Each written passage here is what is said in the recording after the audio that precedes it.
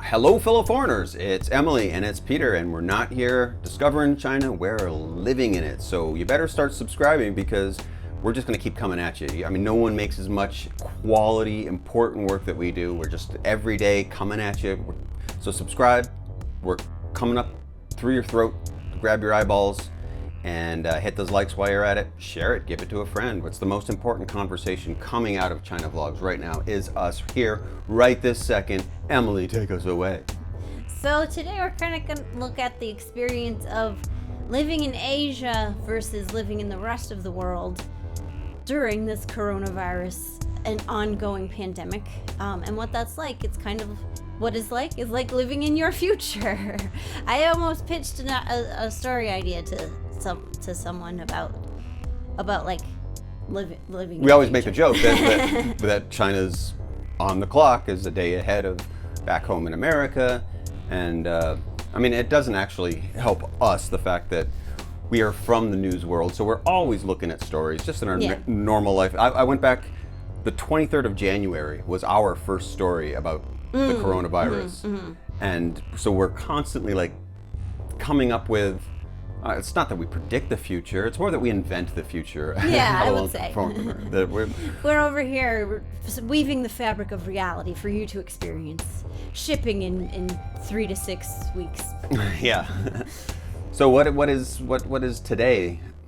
What are we looking at that's so far ahead of everybody else? So this is, I feel like we here in China are entering like a different phase of recovery of like, so like I would say March felt like getting back to normal, going outside at the same time as you in America and other places in Europe and all over, just starting whatever to other continents there are, including Antarctica, I think. This is how we got lost last time. Untouched. Now you really made me get we were going outside as everyone else was going inside, and like my friends and family were saying like, this thing you said would happen is happening, and like, yeah, our prediction powers. It's and for us it kind of felt like March is like, well, this thing will be over. It's never gonna be over. A study I read today modeled by Harvard data scientists predicts like we could have some form of rolling social distancing order until like 2022, discounting vaccines and other the development of other treatments. But like that's, so it's not that it's over in China, but that we're in a respite spot, I think. Right. Well, again, going back to us, what we're talking about in these vlogs that we've done, it was way months ago that we were talking about, like, well, this is the new normal, and then like 2 weeks later, people were talking about the new normal, and then by that time we were like, well, this is a weird normal, and then the story started that like, well, it's never going to be normal, and then, like it's this whole cycle of like just overlapping. If you're paying attention, which is part of the reason why it's so frustrating with back home, that people weren't paying attention then, and they're not paying attention now. Like people are angry that their summer concerts are getting put off to next year, and I mean, what are you going to do? Like, what do we keep complaining about? Yeah, well, the cycle that we keep. It is remaking our social lives, our business lives, all of our lives. And as you were saying, there is kind of an opportunity in the tech world to be made of companies like Zoom or other new, non-existent, not dreamt of companies. Like we're gonna have, if that's true, that we need some sort of social distancing rolling throughout the next 2 years, and as epidemiologists say, like this isn't novel. I mean, it's the first one, but it's not even the first one. If there like SARS happened, that this family of coronaviruses and these types of new illnesses rapidly burning through a population that's not ready for them could be like a thing from now on. So there is an opportunity in like being part of adapting to this way of life, including recording band software, the most important thing. Yeah, if we're all now talking this way back and forth, and all of our TV shows, like it really is amazing to see people that have been on TV doing shows like this for decades are like stuck at home with their dog trying to figure out how do you continue on working. And everyone pretty much has. I mean, it all looks weird. It all looks a little creepy of just talking heads in different boxes. And I don't know how the union feels about all camera people are now whatever star's family is in their homes. Yeah. Yeah. Do they get union eligibility? I mean, the actors themselves, like when we're looking at, if you like you're saying like recording like with bands, if you're recording one thing and you send it off to your drummer and he puts down a beat, blah blah blah, and you send it back around to the other thing. In the acting world, it's going to be like that. You were just saying that there's this. There's a Russian filmmaker who's sponsoring a contest, a worldwide contest. So if you have a screenplay, send it in. Or don't. Or don't, because we're going to send one in. Yeah, shut up. But that's based around like filming in a quarantine, which would be that they would all be distance directing and getting your stars to film themselves on their phone, which is interesting to think of the ways.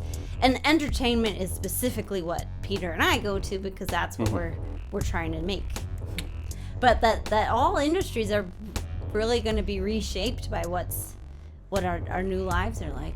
I mean, I hear like, again, being a fan of action figures and toys, I was just watching one of the premier YouTube guys saying he was amazed because he just ordered this new toy. It just came in, ordered it like the end of last week or something, and he was like, and I was expecting it on this day, but then it came the day early, but then it came a day earlier. Meanwhile, there's a UPS guy on the other station who's yelling like, oh my God, why am I shipping fucking toys? Yeah. There's, forget about even masks, but like there's like essential things that are, so every industry is either like trying to cling to what used to be, or invent something new, and I mean, who's going to work out in that? Like, it's time to change on all levels of humanity and industry and government and and you can't bully the coronavirus. It doesn't care if you're yelling at it. And so it does. For me personally, I feel like this weird, like almost guilt that we went through this. So like, all right, kudos for us. We're great. We did a great job here in China. Everybody went inside, stopped touching their hands, and were wiping their faces, whatever. And then back in America, now everyone's going through it, and like there's nothing we can do. I mean, we can try and entertain you or whatever, but we can't like also quarantine more. Harder, quarantine harder next. But yeah, so what we have to do is we're sitting here in China. We just went out for a nice coffee met a new friend yesterday, and we can go out to restaurant. Like our life has gone back not to total normal. Now we're dealing with like our foreigners allowed into certain buildings. Right. That's our big problem. We've gone from hope you don't die to maybe you're not allowed into a building. So things are getting a little bit better for us. Not perfect. A lot weirder. It's definitely weirder, but things have changed. And then we look back at all our friends and family back there. Hope you're doing okay. That you are, it's hard not to feel guilty of like, we're putting on shows and we're going out for coffee. Even in shows where like, when we take the camera and we're filming outside, of like, don't take that as like tacit permission for you to go outside. Like, no, we're in a period of low transmission. We are allowed outside. And that's the weird part of like the worldwide nature and the interconnectedness of this world that we're in, is that it's happening to everyone on Earth, but not like at the same time in the same way. And like now, so I would say we're solidly in the economic fallout area of the problem, in that like I called my boss yesterday. I was like, so I'm running out of money. And I'm fortunate that my company is paying partial salaries while we're still off, and we'll probably be off until the beginning of May, which I don't know why. I don't know what's going on there, but I think there's a lot of people don't know why. Yeah, I guess a lot of that's different the reasons, thing is and like there's a lot of mechanisms. There's a lot of unknowns, and we just solve them week by week. But so I made that call, and he's like, oh, we'll take care of you. Here's more money. Please don't leave. Yeah, I'm in a super fortunate. Can't really leave, but yeah, we could leave. We couldn't come back, and it just wouldn't make sense to leave because I'm not job hunting in America right now. Yeah, the best thing you might I'm have a house hunting in America right now.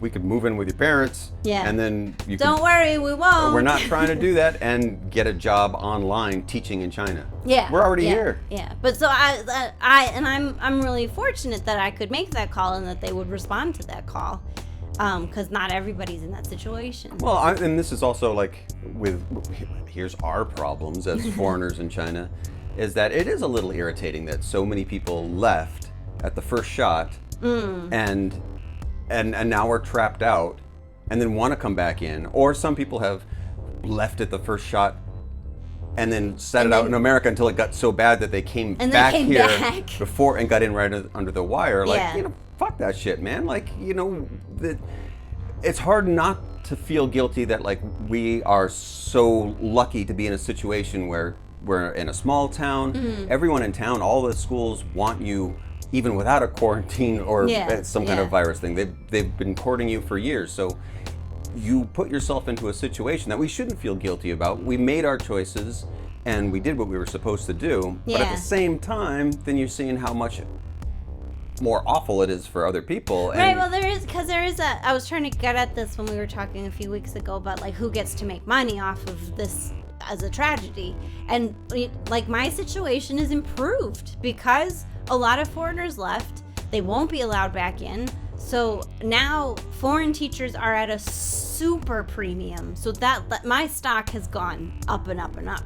I mean, like, for now, school's still not open, but had we left, we would have jumped out of a good situation into a disease-ridden fire frying pan without money, without savings, without any of our possessions. Yeah. But given the decision that we made, which was a little risky at the time, it actually put us into a situation where we can be like, oh, okay, things we're worried. What happens to the paycheck? And your boss says like, oh, please don't even try to leave. We really want you here. Here's some money. Yeah. And that's like, there's a mix of feelings of like guilt that, survivor's guilt, I guess. But also like a little bit of defiant, like, well, we did stick it out. So like we do get a little bit of kudos. I mean, we'll pat ourselves on the back. I don't want to say like, well, I deserve this, because nobody deserves what's happening. Right. But it is like we made a bet that paid off, really, I guess is it's the thing. A lot of complicated emotions, and it's particularly weird that like, at least up to this point, I mean, anything can happen tomorrow. Like, the Earth could crash into the moon right on our city for all I know at this point. I mean, it probably won't.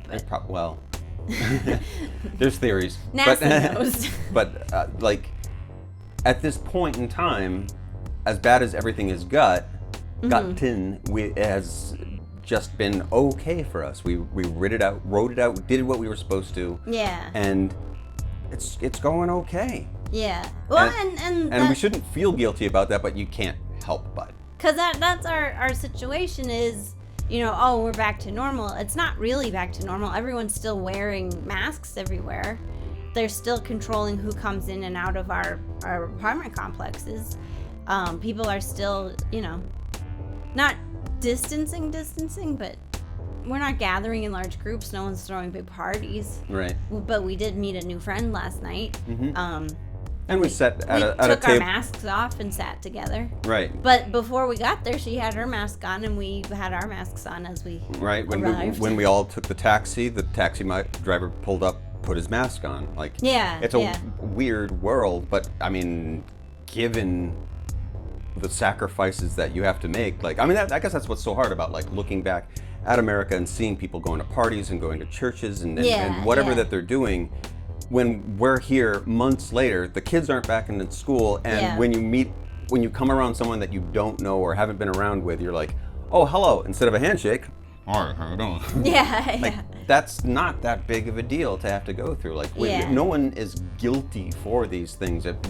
Fuck your theories, you keep them where you dream them up, or they actually exist. That's not what we're worried about here. Stuff them in a sack. Yeah, that's not what we're talking about here. Like, this is what we're going through, and we have to live with it. So but the point of blaming people for it or whatever, to never do it again, that's fine. But Yeah. this is what we're doing. We put on masks and I'll say, even though you and I personally haven't had a lot of foreigner discrimination, I always wear my mask in public, and if I meet people, I'll let them offer their hand first. I want to be seen as following the rules, even though other people are being more relaxed about it. I think, just to signal to everyone, I'm taking it seriously.